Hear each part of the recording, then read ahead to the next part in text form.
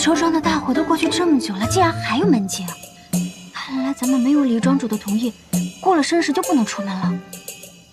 偏偏这个节骨眼上不让出门，那头帮我都打样好了，还等着我去主持大局呢。赶紧给赵飞个传书。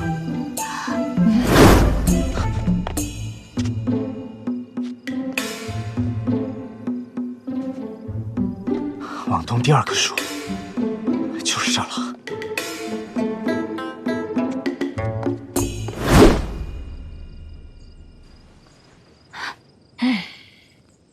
都已经亥时了，这赵王殿下到底行不行啊？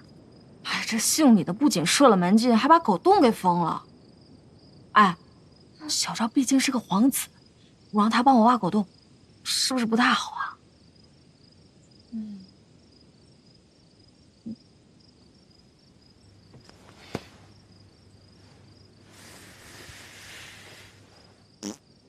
哎，怎么了？你先等一会儿，我去趟磨坊。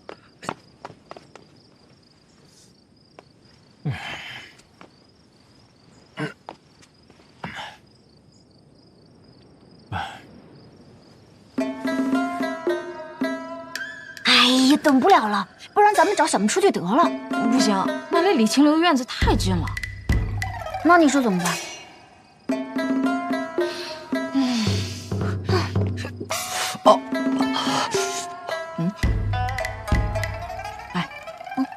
刚刚过去那个好像是大门护院吧？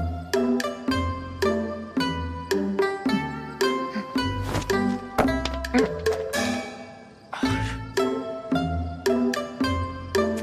呀，这都第几回了？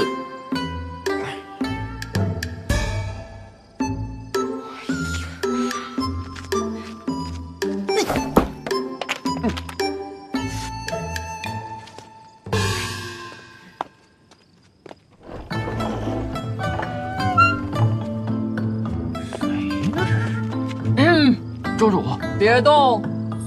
又偷懒了吧？庄主，我没有。闭嘴！向左转。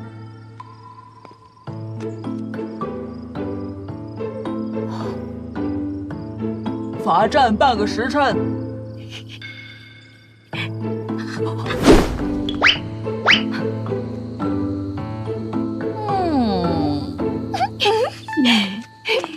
姑娘，你可真厉害，看把刚刚那个傻子给唬的。那姓李的整天在我面前哼哼唧唧，听久了，这10分像不好说，学他个8、9分还是可以的。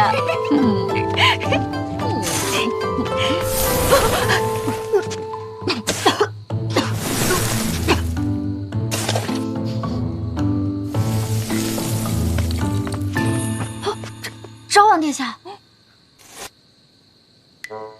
龙姑娘，你在这里干什么？挖狗洞啊！啊，刚开始的时候有些不顺手，现在已经融会贯通了。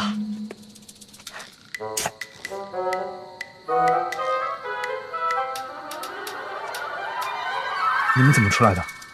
咱们不是约到后院挖狗洞吗？你在前面干什么？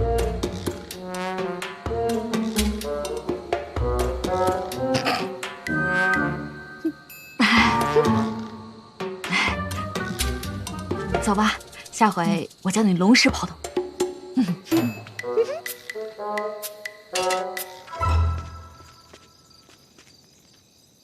小姐，罗傲一他们果然是从这里逃走了。